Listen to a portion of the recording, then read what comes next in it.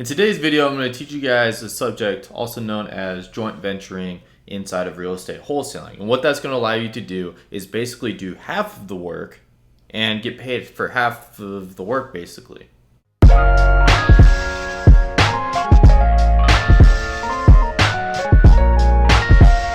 Hey, what is going on everyone? Devin Knupp here with another video providing massive value and fire content like always. I decided to change up the angle a little bit so that way, I don't know what I was thinking, but basically so it was a little bit different, changing things up.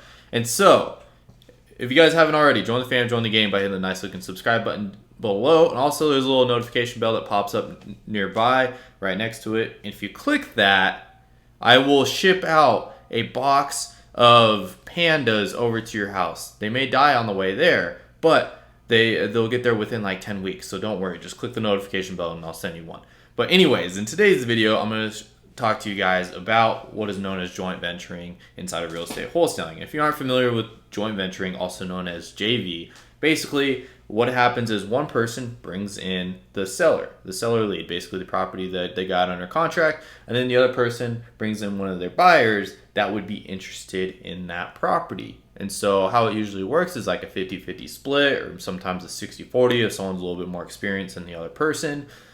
And basically, like, the seller gets 50% of compensation of what the assignment fee is, while the buyer gets the other 50% compensation off of the commission, off of the assignment fee or whatever, for bringing in the buyer. And so what this allows you to do is kind of bring in like 50% of the skill. You don't have to be like good at the entire bigger picture of real estate wholesaling. All you have to be good at is one side of the transaction, and you can basically make money in this business. Now, a lot of times people that are doing joint venture deals, one person's just more experienced and they have both sides of the picture already made and everything. And so they're just helping out like a newbie wholesaler. Basically, the newbie wholesaler finds a deal, gets it on a contract, and then they can't find a buyer. And what this allows them to do is reach out to someone that's already doing deals in their area, and they can just ask for their buyers basically to use him for flipping the deal and basically making half the assignment fee, allowing them to still make a profit while kind of seeing the bigger picture of how the whole deal goes along. My recommendation, if you are going to go down this route, is make sure to have everything in writing. The reason being is just because there's a lot of people that are just sketchy people out there. I don't know if you've ever noticed, but essentially there's a lot of people that are willing to go like around behind your back. And we want to make sure that we are making sure that we have everything in our best interest to not lose this deal to somebody just going around behind our back. And so what I recommend is just, if you're on the seller side, basically just get the deal under contract and make sure that you get an assignment contract in place with the buyer and with the buyer's side, and the buyer's side, just make sure that you get an assignment contract or like a joint venture contract in place with the seller. And so it usually works both ways a little bit, the joint venture seller contract. And if you are looking for one of those, I do not personally have them, but just because I usually don't JV on deals, but you can find them in a lot of different Facebook groups and everything like that. Don't DM me asking for them, please. Just go look in some Facebook groups and you'll find them, or there's some other websites out there that will allow you to pick up these contracts. And so essentially just what this allows you to do, like I said, just get good at one side. And there's a lot of people out there that just leverage this system, and basically all they focus on is just the buyer side of the deal.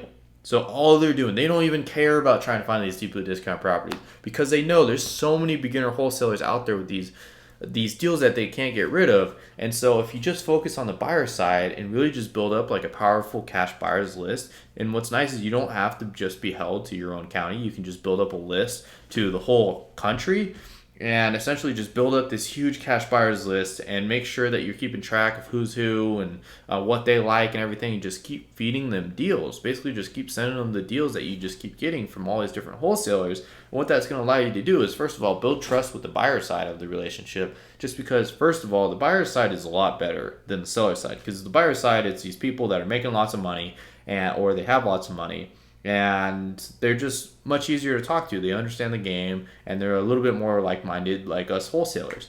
But versus like the seller side, you're dealing with a lot of excuse my language, but bitchy clients basically. You're dealing with a lot of people that are like in hurt situations, which is nice when you're trying to help people out, but you're getting a lot of people that are like, why would I sell my property and all that. You can kind of have your own imagination of who you're working with if you haven't already done deals. And so when you're working on the buyer side, like I said, you can just really build your relationship with these top level people and just keep feeding them deals. You're going to be their best friend basically because you keep sending them all these awesome deals from all these wholesalers that are having trouble getting rid of their deals. And basically it's a win-win-win-win situation. I don't know how many wins there are. Basically the seller's getting happy because they got rid of their house. The seller, wholesaler side of the JV deal is happy because they just made a nice little check pretty quick and easy. All they had to do was get it under contract. And the buyer at the end of the deal is happy because they're making some money. They got a good deal on the property, and you're happy because you just made some money, literally doing like little to no work. You let the other wholesaler basically do all the work and find the deal for you, and then essentially all you're doing is just supplementing that deal and sending it off to the buyer. As easy as that.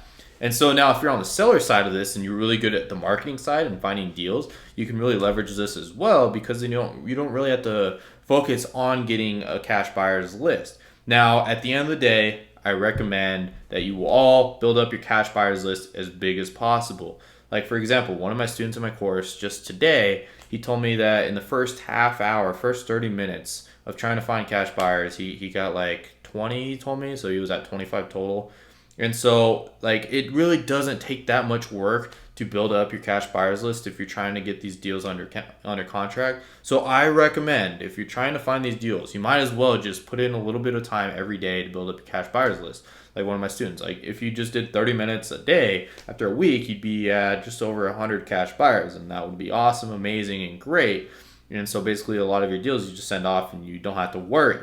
A lot of these newer wholesalers hitting me up are saying, hey, I got like 5 cash buyers. I can't find someone that's willing to pick up my deal. Can you help me? It's very clear and simple and plain. Basically just get more cash buyers. It's that simple. And so basically just leverage this opportunity and try to build up your cash buyers list as much as possible. So that way you have the opportunity to make more money. So especially if you're just going to be putting all this work in anyways, you might as well do it. But let's just say you can't find a buyer for your property, for your deal, and you have a limited amount of time, then what I recommend is jumping on like a Facebook group or even possibly going to real estate investor groups in your area and just basically cry out for help, ask everybody if they got a big cash buyers list or a buyers list or know someone that would be interested in your property. Now, this is probably one of the most annoying parts of social media and when it comes to real estate wholesaling is all these newbie wholesalers trying to get rid of their deals because they don't have any buyers in their list, and you see these postings literally everywhere. So please understand why people are not really that respondent to these sort of situations, just because they pop up every day. They're literally everywhere, and the Facebook and social media really can't get enough of them, honestly. And so like if you're noticing this trend though and this opportunity, if you build up a huge cash buyers list, you're going to win. You're going to make a lot of money just because there's a lot of people looking for someone to pick up their deal. And so I always like to say, the wholesaler with the biggest cash buyers list wins every time. First of all, you can make the most money on your deals that you come across. And second of all, you can make money for less than like an hour's worth of work on some deals if you're just leveraging all these other wholesalers' time and whatnot. And so let me just recap this video.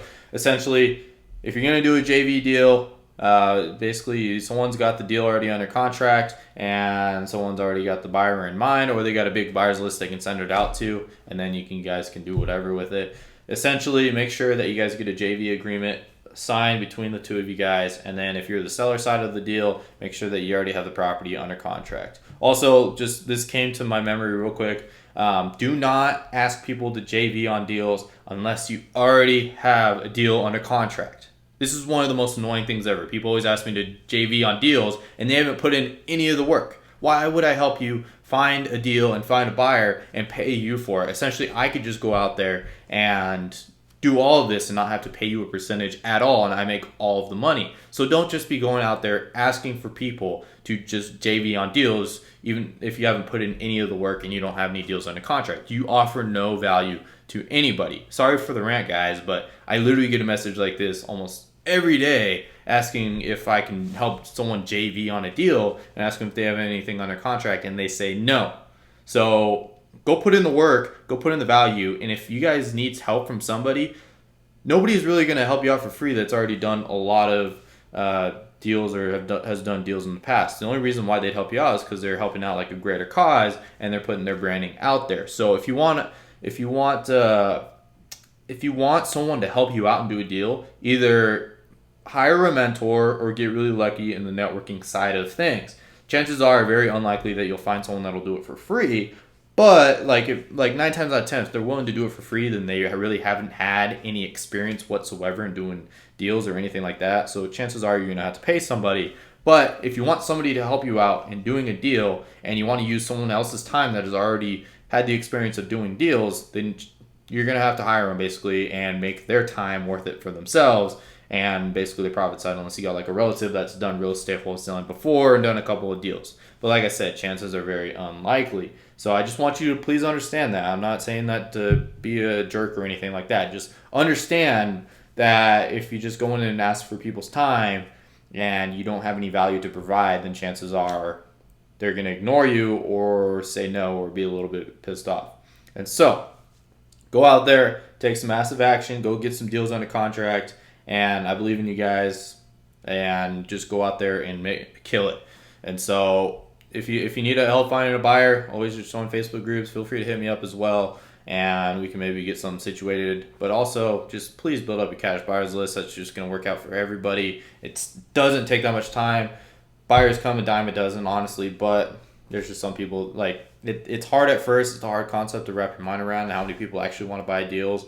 But literally, every person, a lot of people basically just want to find deeply discounted properties, and they'll take advantage of a deeply discounted property. If they come across one, they'll find the cash or they'll get the money put together if they need to. And so just understand, you can find these buyers everywhere. Don't limit yourself. Don't have limiting beliefs. Just believe they're everywhere. Go out there and find them everywhere. Hit up everybody you can. You'll build up a huge list very quickly.